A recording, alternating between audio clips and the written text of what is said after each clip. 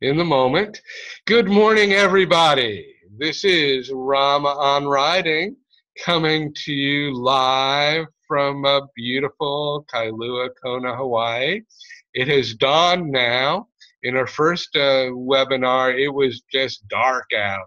And it's all fine and good to start in the dark, but now we're in the light, and hopefully we've made some progress moving forward from our last webinar, because in most cases it's the same group of people that plug in and tune in and motivate each other. So I do appreciate when we get people that are consistently wanting to move forward.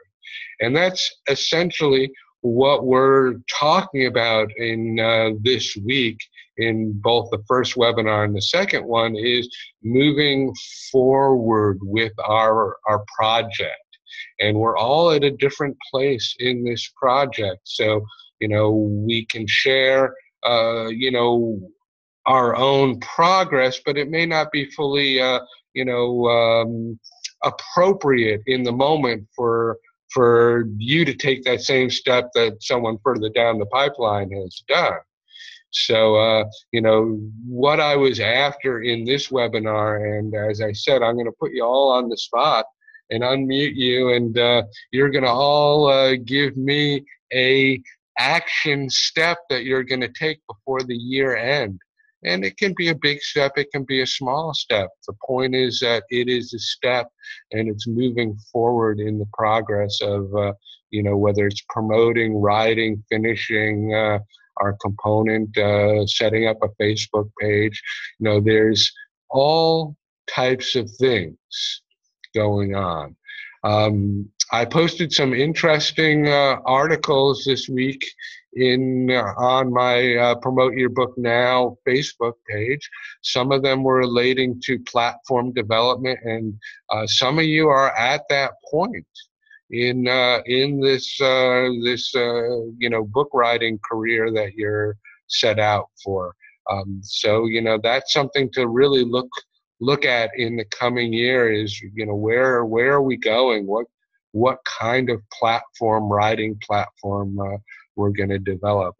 For those of you who missed my webinar several months ago about platform development, I was frankly shocked when I plugged into Google the term platform development, because I didn't really know what I'd encounter. And literally all the pages that came up on that first page were relating to writers' platform development. So this is a big component that all of us will need to take at some point. And, getting that vision in place is really important for us to know where we're going or where we want to go with our writing and our development of our promotion. So I know that in my case, I struggle with this. I've done some things. My second book is really totally different topic than my first book. So how do you put together a platform based on that? And those are real questions. I had a author email me this past week to say, hey, how soon to the release of the first book do I release my second book when the topic is totally different? And that was really a good question. Of course, the answer is, no time. Get it done. The thing that I've read over and over again is that the best thing that you can do to promote your first book is to write the second book. So many of us will be doing that this coming year. I know that I will be. I know that Bill Murphy's in the process right now. Tom Pitts has, several other books waiting in the wings that are pretty nearly done and ready to move forward. That is a great action step to be working on. And even though my goal is to have book number 2 done and ready to go by the end of January, I don't know if I'll accomplish that goal, but I'm gonna stick to it as a goal. And as we spoke in our first webinar, sometimes we don't really know how we're going to accomplish that goal, but that doesn't mean we shouldn't set it anyway. A lot of times the universe will step in and help us along the way. And that's what I rely on. And in reality, that's one of the main components of my second book, is to, kind of, trust the universe to give us the direction and the accomplishment that it is waiting to provide for us if we trust. So, my action step this year before the end of the year is to get the beginning of my author website up. And this has been one of the things that has not occurred for about 2 years. Not to say that I don't have a website up, because I still do have my old Mountain Bike Heaven website up, which is a humongous thing.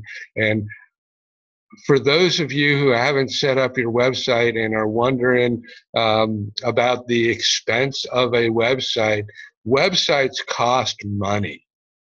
I mean, they cost money. And, the website that we put up for the authors is a very inexpensive component compared to what you can spend. And, it's hard for us to fathom that, because many of us never put up a website before. And it's like, well, are we pissing money away? Yes, we are. But we're only pissing a small amount away compared to the realm of things. If you take a look at the extent of my Mountain Bike Heaven website, that website could easily cost $10,000 to put together. And, and it was not it was an informational website. So there was no sale of anything going through. It established, our bike shop as the bike shop in Sedona for years. And it's still a front page website for Sedona mountain biking. And the bike shop has been closed for over 3 years now. We still come up number one. Well, actually, I think we're number two. There's one bike shop that has moved ahead of me. I think I hope to move back into that place, because my keywords were Sedona mountain biking, and at this point in time, I own the .com and the .net of those two, of that term. So I hope to move back into number one again with, a little bit of search engine optimization work. One of the things that I want to recommend for all of us this year is to get on the mailing list of people like Michael Hyatt. If you are not on his mailing list, I strongly recommend that you get on it. Michael Hyatt wrote a book called Platform, and he provides a lot of good information as to where we as authors can go. So he's one of my gurus at this point in time. I do not look at every email he sends me. I only look at the ones that seem to tickle my attention. But there are other online marketers that are well worth checking out. There's a gentleman by the name of David Risley, Risley. He is a blogger, and he also provides a lot of great information as far as, moving ahead with this kind of development that we all need to do. Now, bear in mind, I am not recommending that you spend any money with these people. That is entirely up to you. They do offer good programs, but they offer a lot of free stuff. And what I'm really after here is for you to see how these marketers work and understand the components, because this is what we will ultimately need to emulate to become successful. and we all can apply it in different ways. Um, so, these guys are, are the big marketers. These guys get huge successes, and they're making, six-figure incomes through what they're doing. And, you don't have to reinvent the wheel, gang. We can look at what these guys are doing. We can build our own, if we build it, they will come component.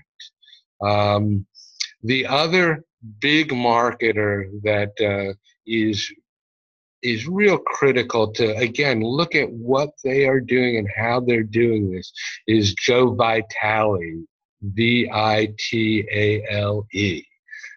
A lot of people don't like Joe because he is a marketer, and he's very successful. And, these guys can be annoying. Don't get me wrong. Getting an email twice a day from somebody is, what's the point? But it's really critical to look at what they're doing. And, we can make our decisions. Well, I don't want to send an email twice a day out about something, but I do want to send it out once a week. And if you look at what inspires you to open up an email, you'll find that it is the subject line of the email. So very important for us to look at those components as well. Well, I got a little bit off track. As I say, I really want us to talk about action steps for the year's end. And I did mention mine. I, have no idea whether I'll accomplish it or not, but I really do need to do this, get that website up and rolling. And I do have a vision and a clarity of what needs to be done. Of course, my vision is so big that that's probably why I haven't done it. It just grows beyond, and it's like, well, where do I start with this thing, and what do I need to do? But point being, it's time to get started, and there's nothing that's holding me back other than myself. And I think that we do that a lot, is we hold ourselves back continually. And we talked about that again in our first webinar a little bit, is that paralysis happens to the best of us. And, let's break down the small steps, and let's talk about them. Well, Dawn, you happen to be the first one on my screen, so I'm going to unmute you. Oh, you unmuted yourself. I'm going to unmute you if I can. There we go. And tell us, what action step are you going to do before the year's out? So my action step before the year is out, I'm in the process of still revising my book. And given Tom's recommendation of coming up with a different metaphor for my title, which will content, it is to get that metaphor. It's like, hello, universe, hello, whatever is out there, I need some help. And I journal about it every day. I think about it every day, but I don't have it yet. So by January 1st, I'm going to have that metaphor.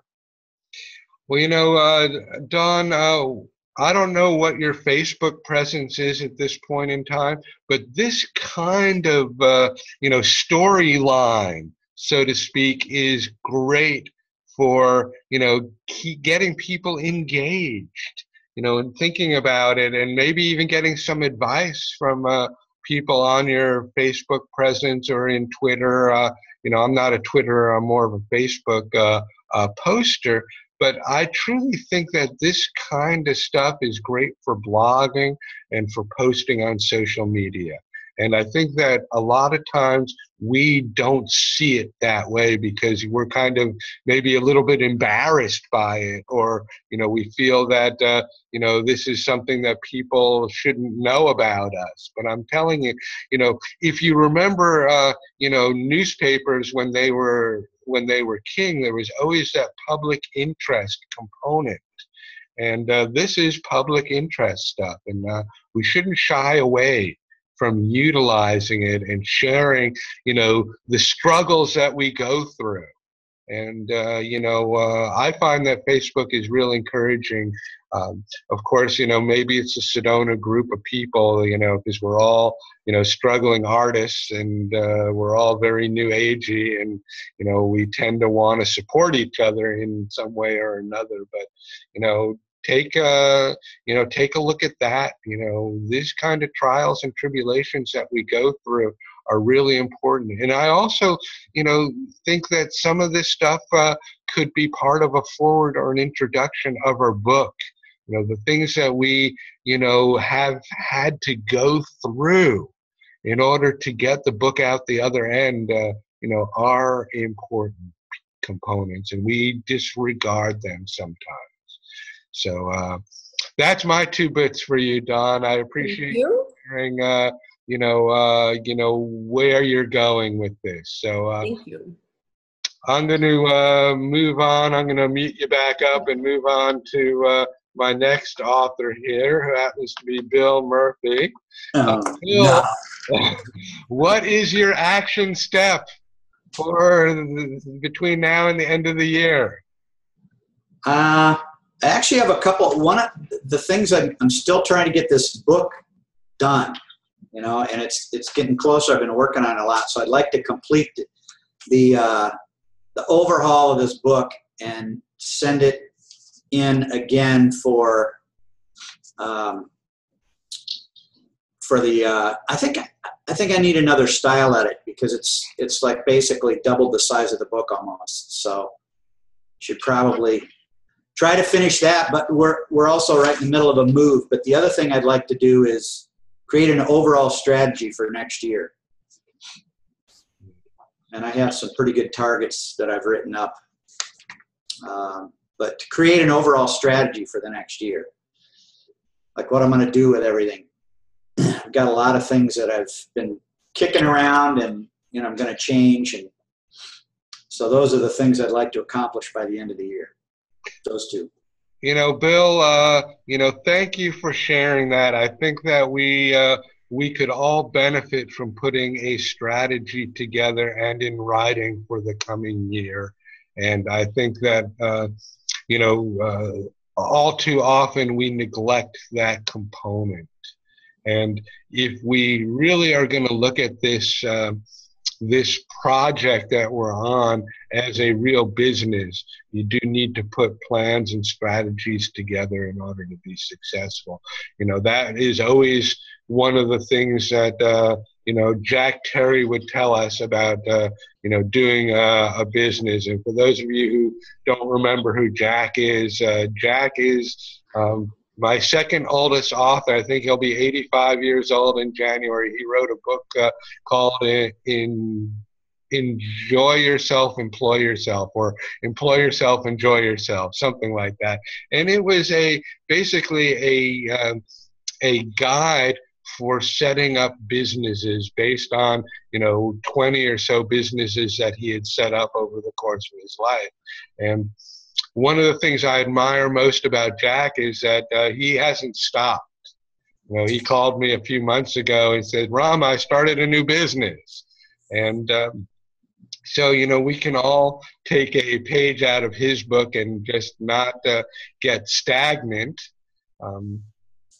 In Bill's case, for those of you who aren't experiencing what he has, I just kind of wanted to share this. Bill did submit his book a long while ago, to the style editor, and essentially the evaluation basically, conveyed that he needed more work on his book.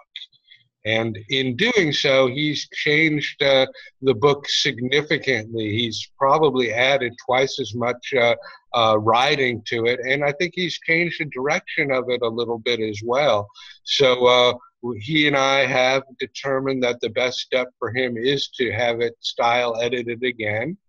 And, this does happen, time to time with the authors. So if, you're in a situation where the style editor has made recommendations and it's change the course of your book significantly, it is worth the additional expense to send it back through.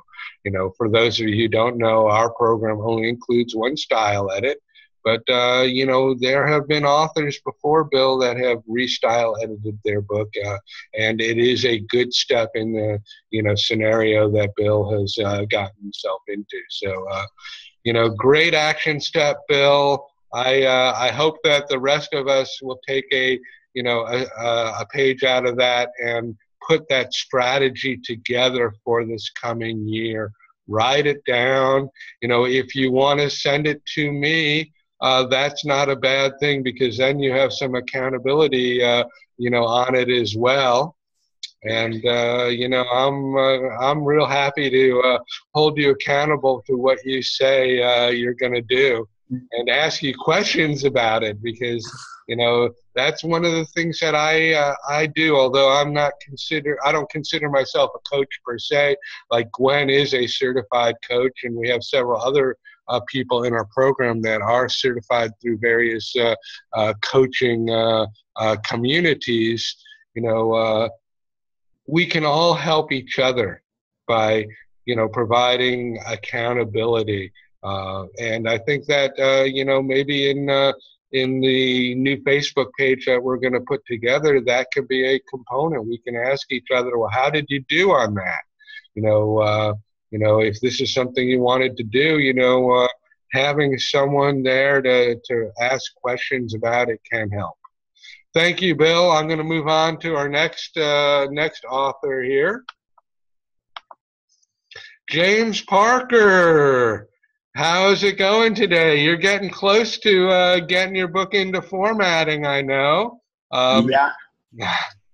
So what action steps are you going to do before the year end in this timeline? Am I unmuted now? Yep, you're unmuted. Oh, okay. Well, the main thing I have to do is I got my copy edit, and I wasn't quite sure what you'd give me some advice on how to work on it, but I need to finish that up. And I guess I have a quick question for you on that. Is when you got your style edit, did you go in and modify their corrections, or did you just use the accepted the document and then just manually made the changes of things that like if they have a comma in the wrong place, do you just move it, or do you go back in and you know, they have all that markup language or whatever it is, do you fix that? Okay, what you do, and I know some of you are going to be going through this process, and James said style edit. What he meant was copy edit. I used to make that error a lot when I was first in this program, because I guess I didn't understand the difference, or you know, maybe I was a little dyslexic. So I understand that one, James. You know, and it does happen even now. You know, you say the wrong thing. What happens in a copy edit is that a copy editor has gone through your manuscript and has made recommended changes to the English, and that could be a comma, that could be a capital, that could be a different word, it could be a restructuring of a sentence. So there are many components, and there is a function in Microsoft Word that's a review function that allows you to accept or reject those corrections, either one by one, which some authors choose to do, or there is the magic button that many of us choose to use that says accept all changes. And what that does is that changes all the markings in the manuscript. So if you accept all the changes, for example, all that red or blue or whatever color it shows up on your computer disappears, and your manuscript is now consistent, the normal black that it was when you submitted it. And some authors don't understand that, and they, you know, don't do the do the correction, don't accept or reject them, and they send something back to me that looks like pretty much what I sent them originally. And it does create a problem, because if I accept all changes to their document, that may not be what they wanted. And so I've run into some issues from time to time with authors that either don't have Word or don't understand the process. So what I would recommend, James, is to accept all the changes and then print out the manuscript. So what you do is you accept all the changes and then you save the document. I would rename it. I'm a strong advocate of always renaming documents, so I can always go back, and because I'm notoriously, click something and it screws things up. So I like to be able to go back to the last, version of it. And what I have grown to believe, and initially I didn't tell the authors so adamantly about this, but now I do. Once you accept and reject those changes, I find that it's best to print your manuscript out again and do what I consider the most important read of the whole process. I mean, you've already read your manuscript a bazillion times, okay? You're tired of it. I understand that. But it isn't over yet. So the reason why I say that this is a very important read is because any major changes are easier to make to a copy edited document than they are to a formatted document. And we set up a manuscript. Once it goes to formatting, all our chapters are laid out the way they should be.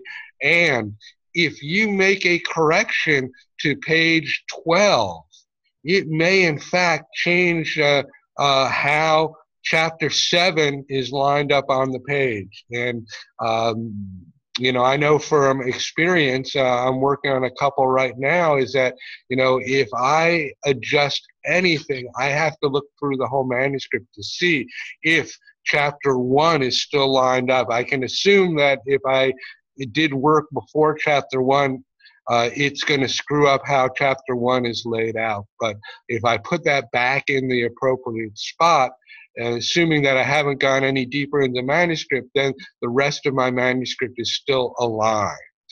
So it is best to make any major changes. And major changes are sentences, paragraphs, words even.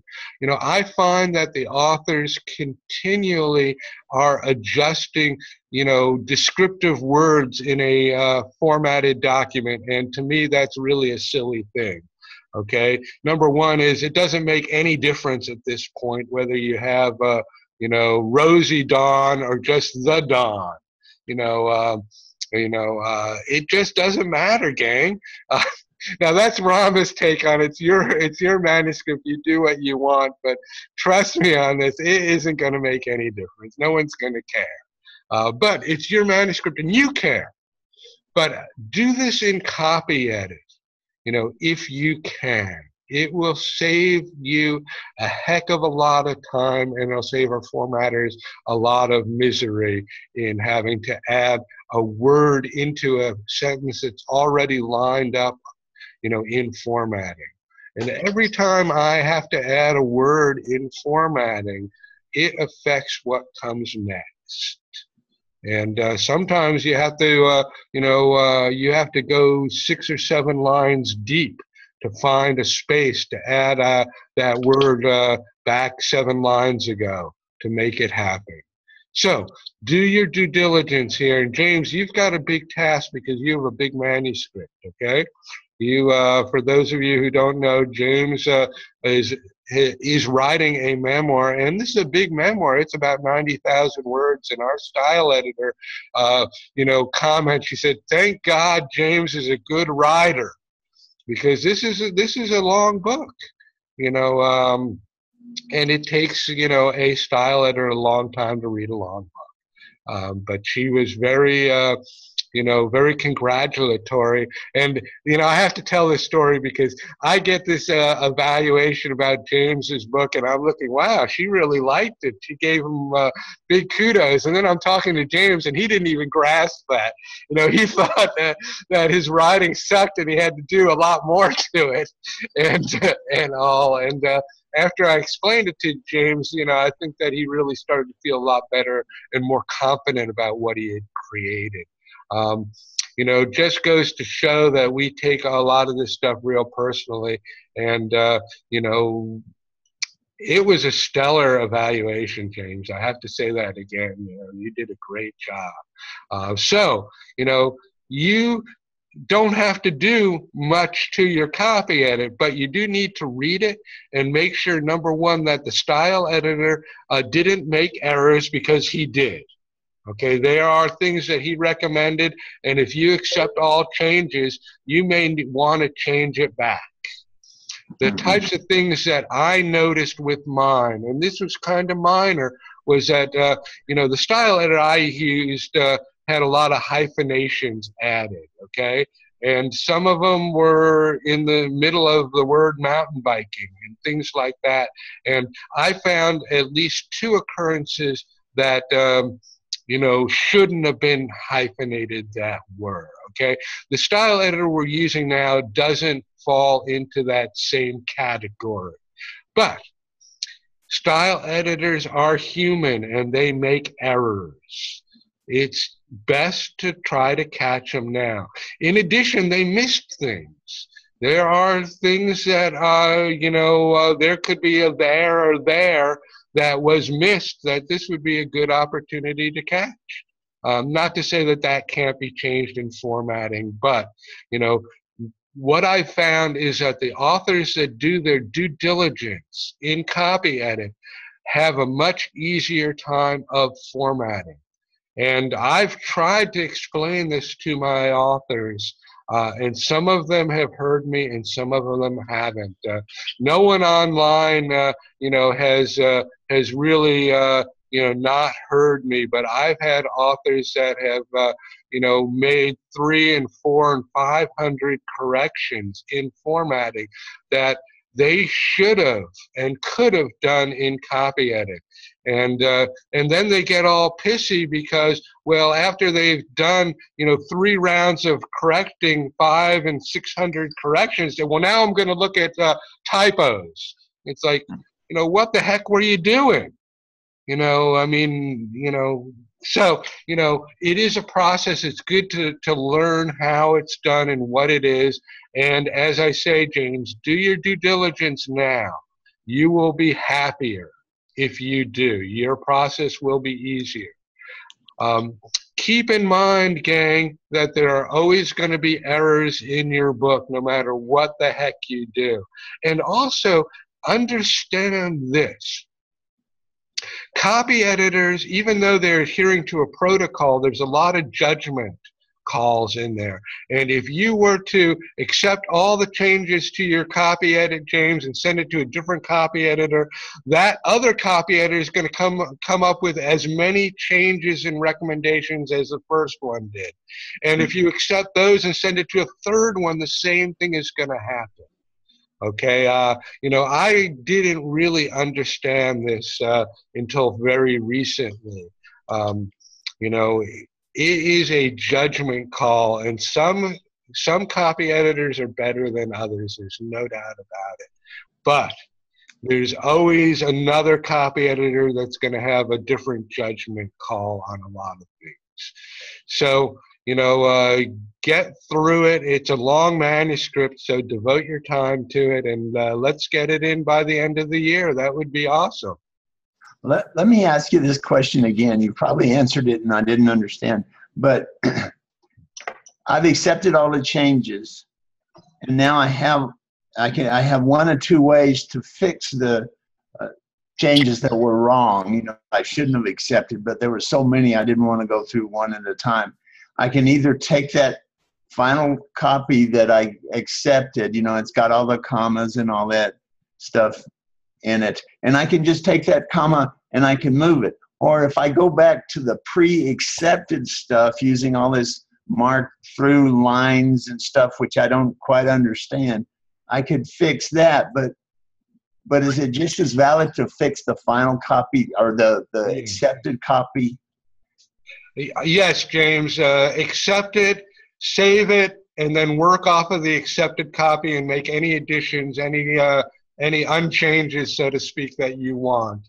And then you're probably going to want to go click again, accept all changes to that manuscript, and then all that addition stuff will then go to the black. You see, if you change it in the accept all changes, it should show up in a different color.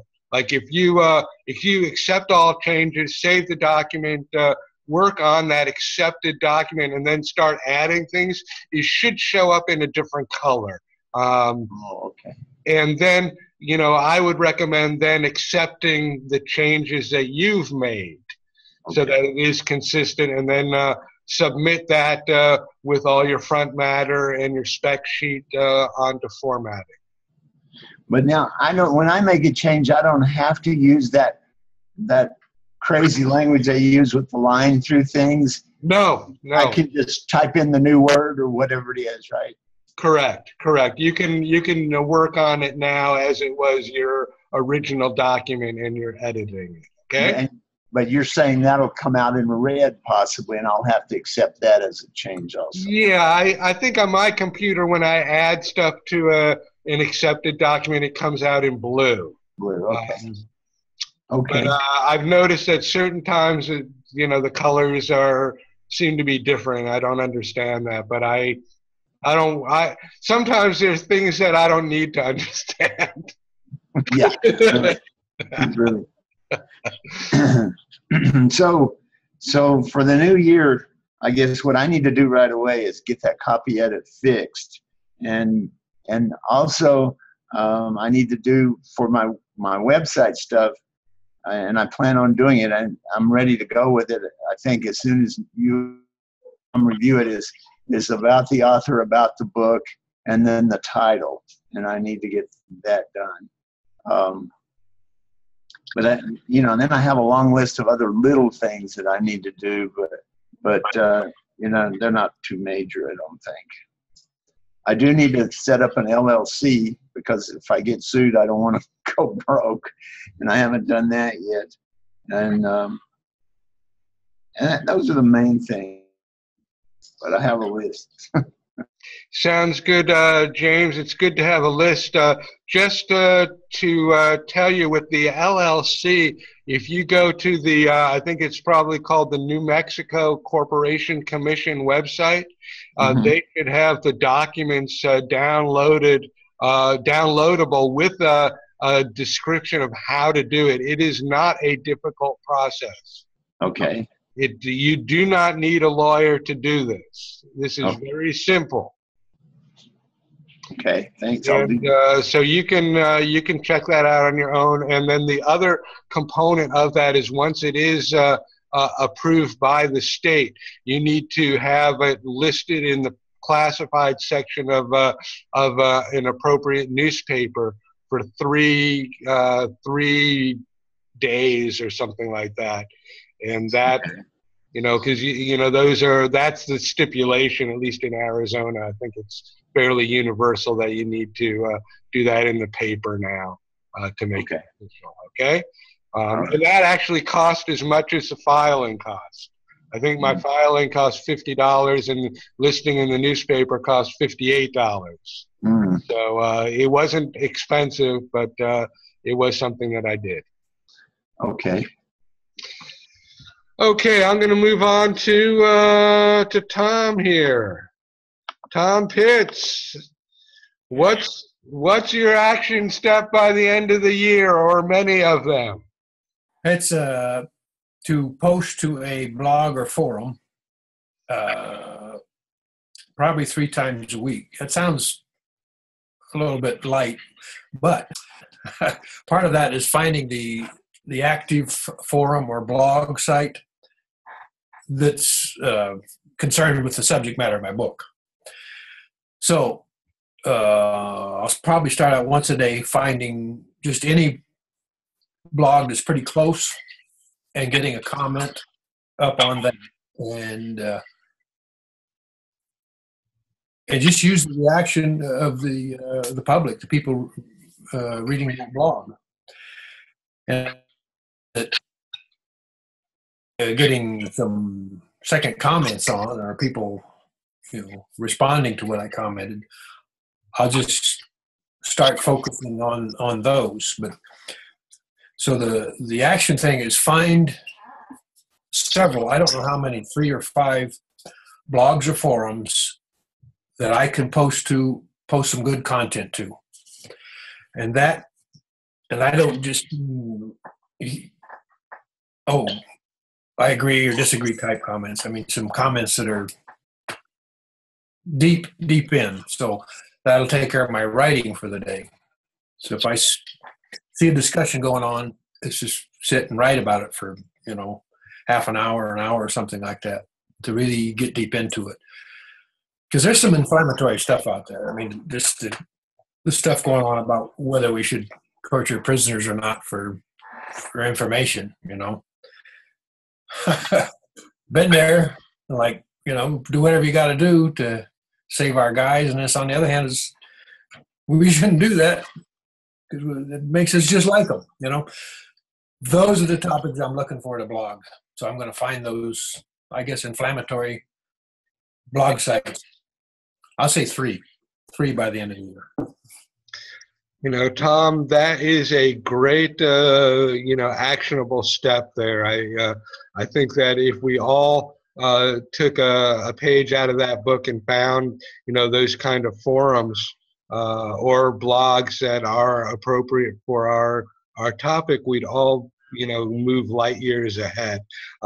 One of the things that you mentioned, and I just wanted to reiterate this, is that, the whole component about blogs, forums, Facebook, social media, is to post in a way that we engage other people. And that can take, a number of steps. It can be controversial so that we get a reaction, or it can be in a questioning way so that there's a way of getting an answer. Now, if we do in a questioning way, we want to make sure that the answers that we're looking for are short answers, okay? Because we're more likely to get an answer if it's a shorter answer that we're setting up for. So keep that in mind as you move ahead. That engagement is critical in social media, blogging, forums. That's the way we get conversations to go back and forth.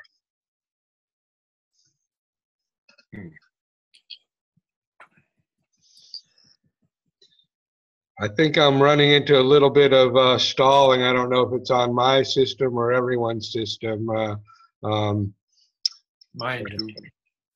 So anyway, I'm going to move on to Lynn here. So we'll mute you up, and we're going to unmute Lynn.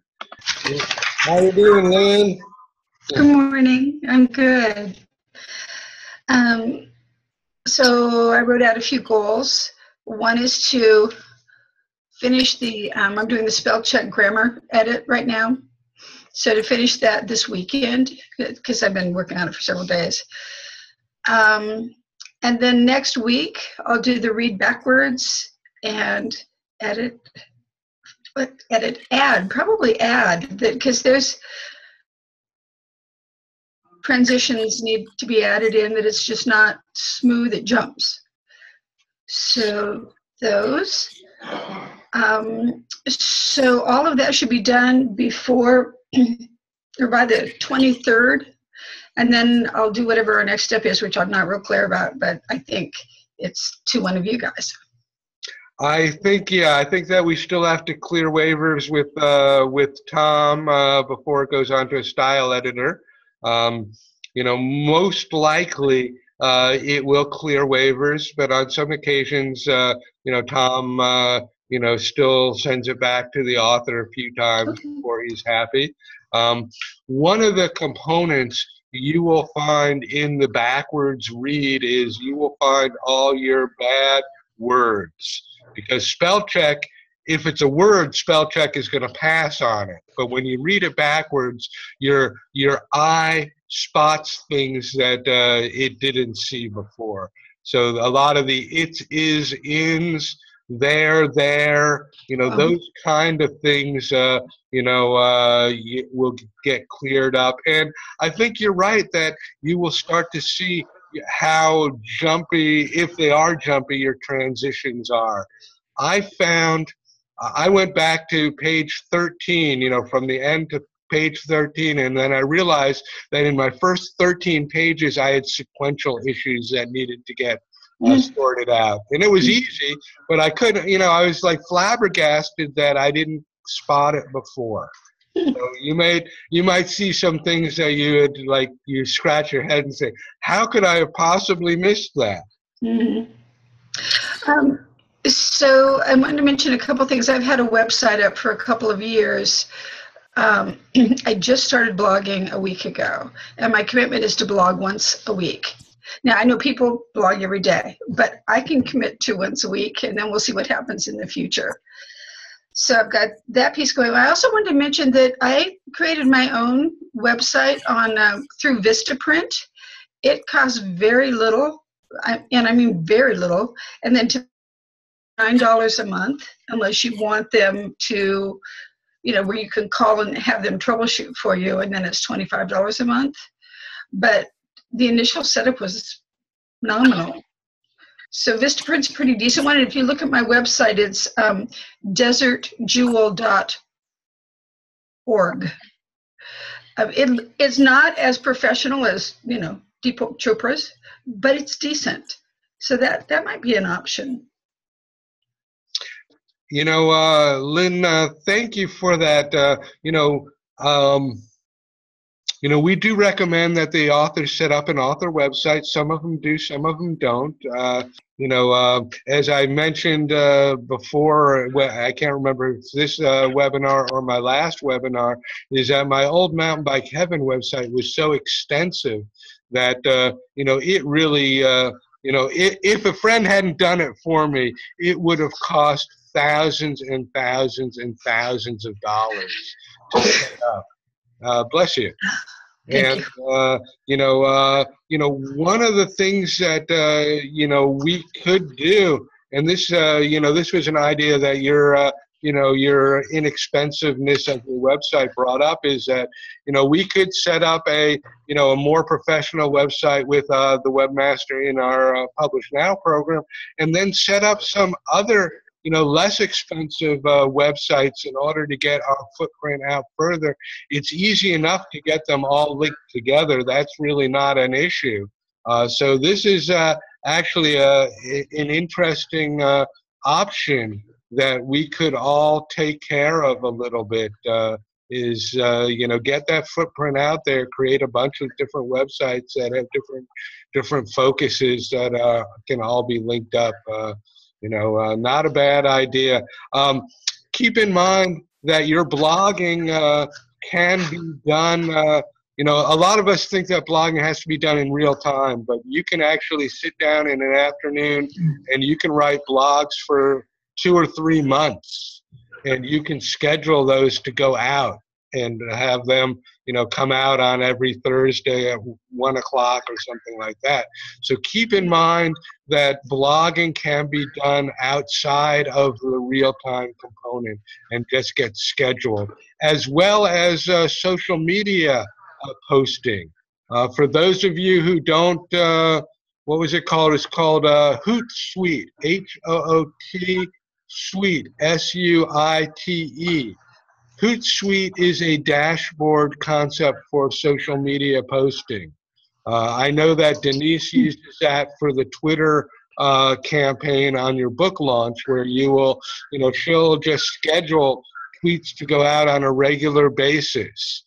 And again, this is something you can do outside of real time and then post it, and then, you know, it's probably advantageous for you to kind of follow your posts as they come out, because if people comment, one of the things to do is to, you know, comment or thank them for their comment and stuff like that, and to establish that engagement component that we had just talked about.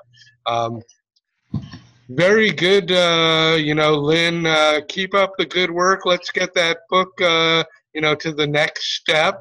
You know, for those of you who don't know how I work, I am a timeline manager, and I am the only timeline manager in the Tom Bird program.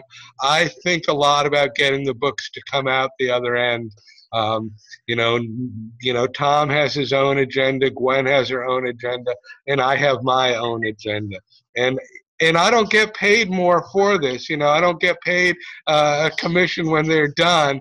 I just know that if I don't push on you authors a little bit, then, you know, the books don't get done. And, you know, I get very frustrated when I'm dealing with this situation right now. Everyone wants their book out by Christmas, and there's one gal that, you know, keeps on emailing, calling, well, when's my next correction going to get done? And, you know, it seems like it's been a week. Well, I checked, it was 3 days in order of when it was submitted. And, you know, and I think about all the months it took her to get her book into the timeline, and now she's all bent out of shape because she wants it done by Christmas. It's ridiculous. So, you know, bear in mind that your book will come out when it comes out. Putting undue pressure on yourself to set an arbitrary date to have it done is silly. When you do that, there are, you know, things that happen that get left out, and things, you know, aren't as easily, and you're putting undue pressure on everybody. And 3 days seems like a week. So, you know, they come out when they come out.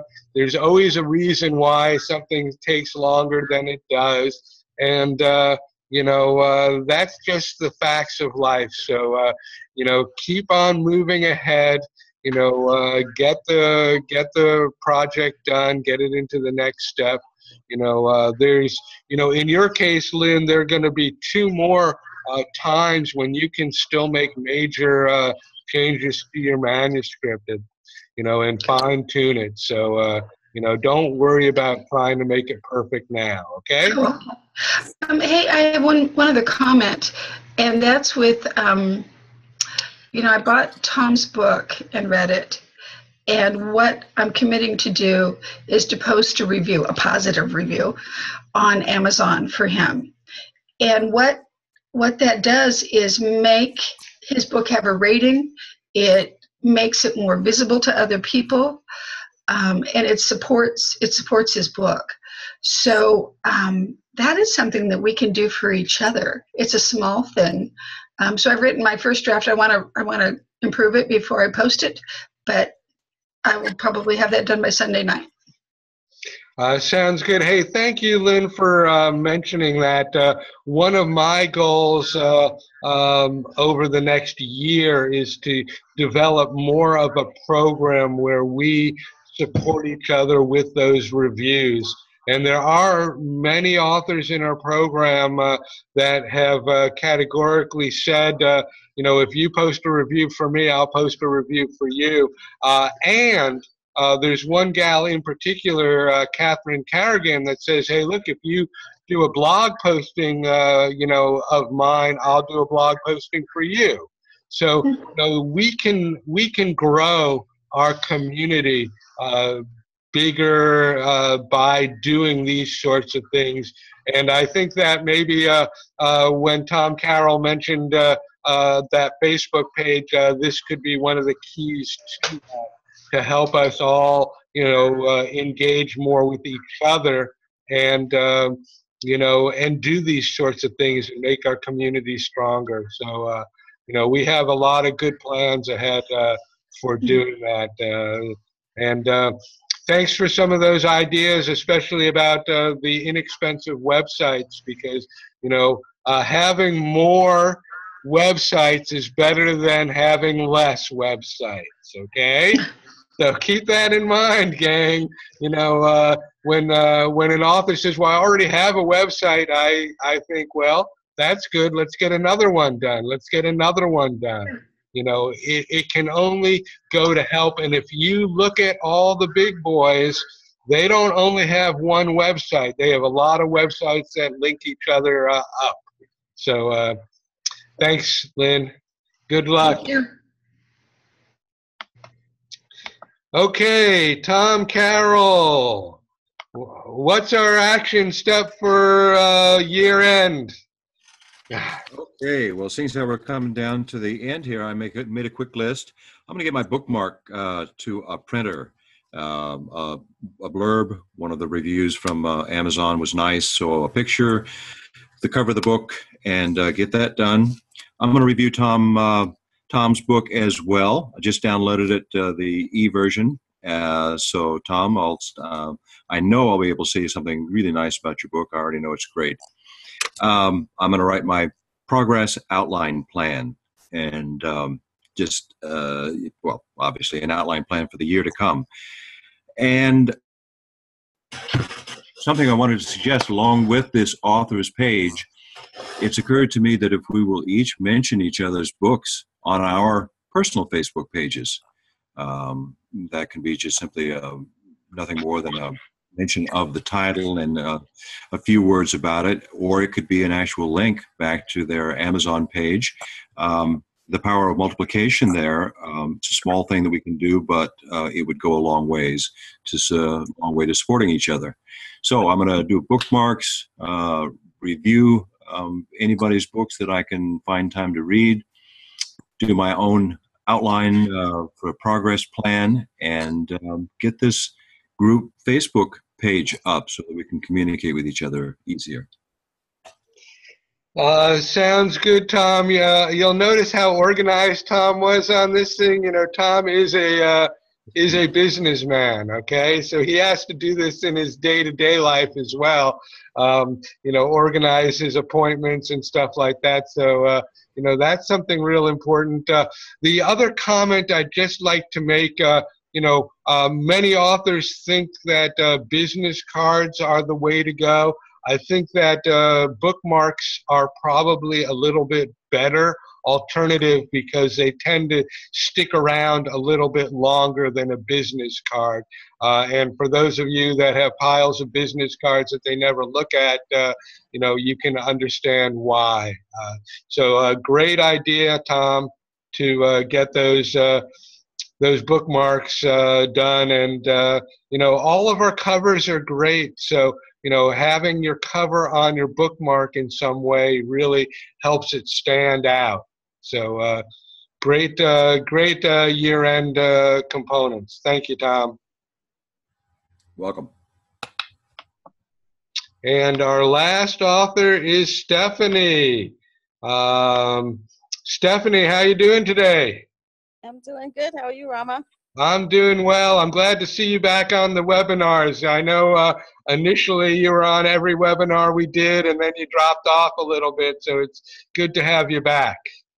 Yep, I'm getting back in the swing of things. Sounds good. So what's your year-end actionable step?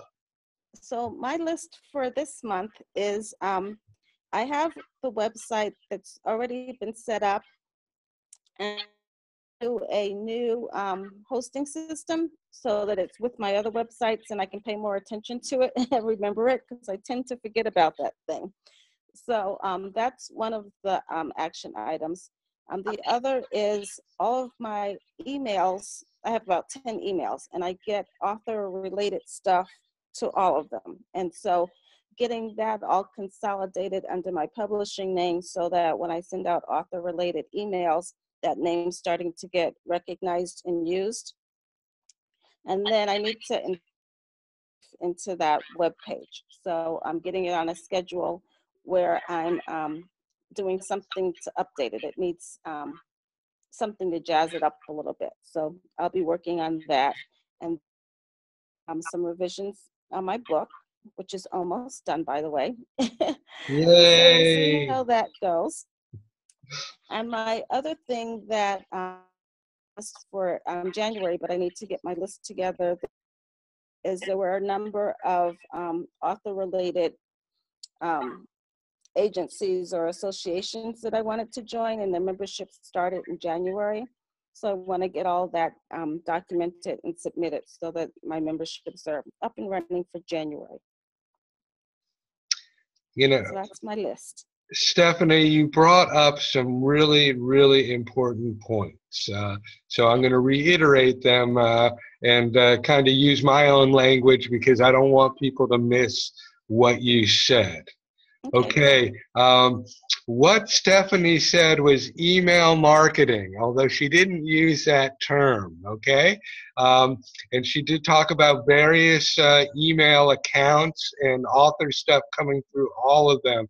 The consolidation of those lists into a email marketing system, whether it's Constant Contact, MailChimp, Aweber. I mean, there are some free ones that are more than adequate for us at this point in our process. So, you know, that is really so critical, is to get those email lists consolidated and into one system so that you can send out emails to your list. That is tremendous, Stephanie. Thank you, thank you, thank you. The other component that I really want to stress is that there are associations and groups that are important for each and every one of us to join. And sometimes it costs a little bit of money to do that, sometimes it doesn't.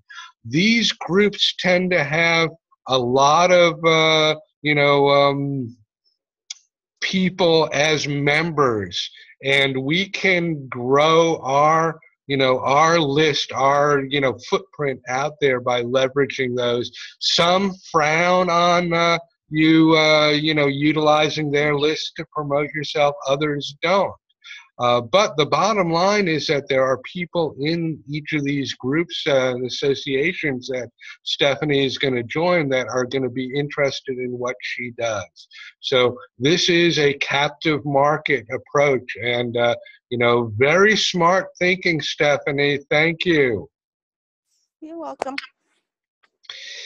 Well, everybody, we have used up our hour and a little bit. I'm so glad that we did this. So it's important always to look at where we are going and those little steps of how to get there.